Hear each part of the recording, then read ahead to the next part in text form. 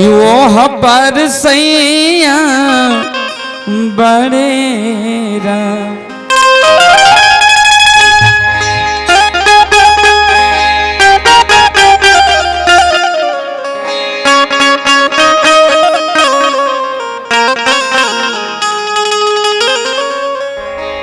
कहते हैं कि हम लोग थोड़ा सा आवाज इसका उठाई ना भैया, आवाज बैठ गया।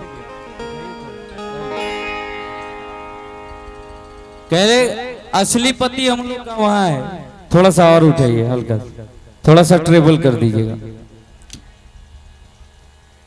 हम लोग यहाँ नैहर में हैं, हंसना है खेलना है, एक दिन विदा होके चले जाना है। वही कहना है कि वो एह पर हमरो मड़ैया, मतलब यहाँ पे मेरा डेरा है और ऊपर प्रभु का घर है, लेकिन प्रभु के पास ले जाने में जिनका हाथ है वो है यमराज। वो किसी को नहीं बख्शता है, बस आदेश मिलना चाहिए। आप कौन से पोस्ट पे हैं, आप क्या काम कर रहे हैं, किनके लिए जी रहे हैं, उनको कोई मतलब नहीं, समय पूरेगा लेके चला जाएगा। इसलिए कहना है ए हमारे हमारो मड़ैया कि वो हमारी सैया बड़े राम। कि बिचवा में देवरा कसैया, कि बिचवा में देवरा कसैया, कि पकड़ ले कलैया मोरे राम। बिचवा में देवरा कसैया, पकड़ ले कलैया मोरे। ये हमारे हमरो मड़ैया मैकर भैया हो।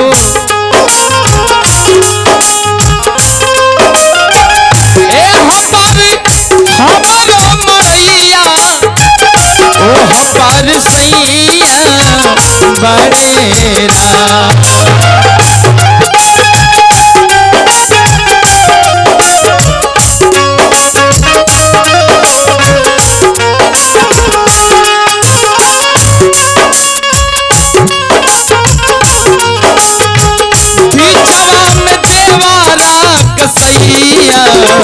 पकड़ ले कलैया मोरे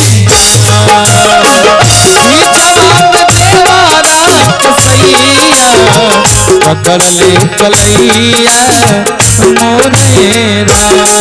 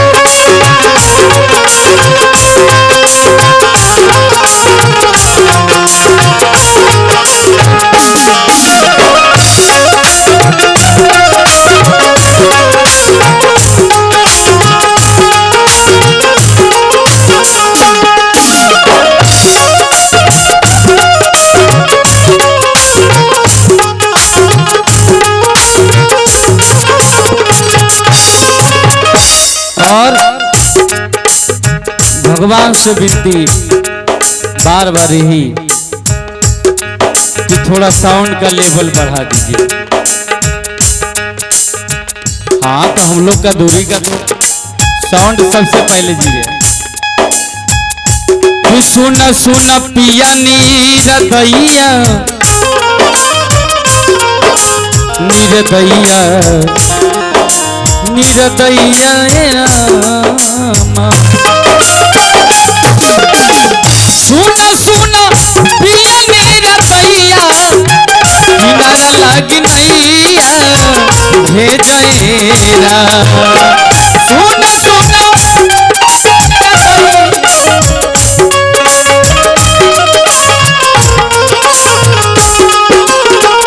टूटल पतवार न खेवैया टूटल पतवार न खेवैया डर लागी नैया मोरेरा टूट के तवार न खेवैया डर लागी नैया मोरेरा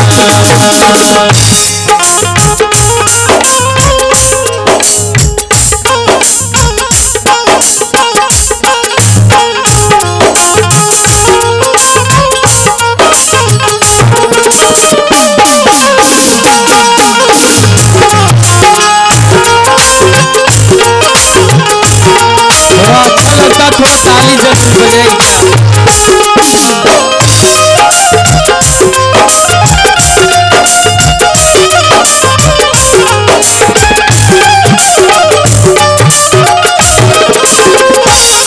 दिल तेरा है रो रो तुम्हारी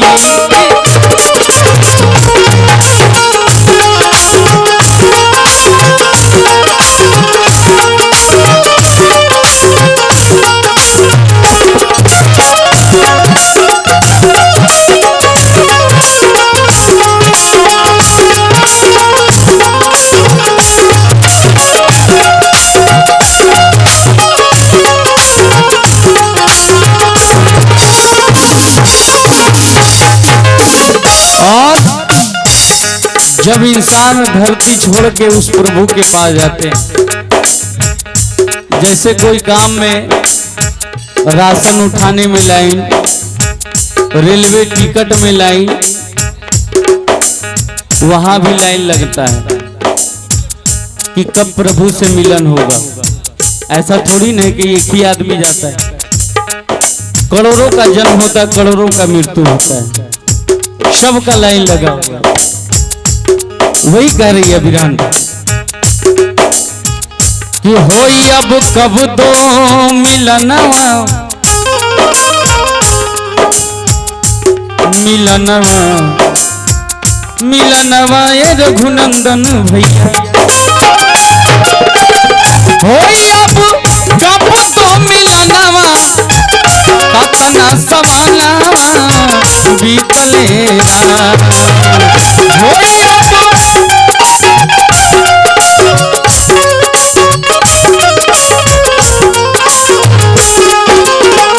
अइले नहीं मुँह देखवैया अइले नहीं मुँह देखवैया घूंघट उठवैया मोरेरा अइले नहीं मुँह देखवैया घूंघट उठवैया मोरेरा ए हमार मवैया ओ हमार सैया बरेरा ए हमार मवैया ओ हमार सैया बरेरा बीचवा में देवरा कसैया बीचवा में देवरा कसैया पकड़ले कलैया मोरेरा बीचवा में देवरा कसैया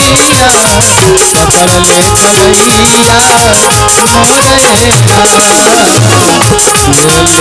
मोरेरा पकड़ले कलैया मोरेरा पकड़ले कलैया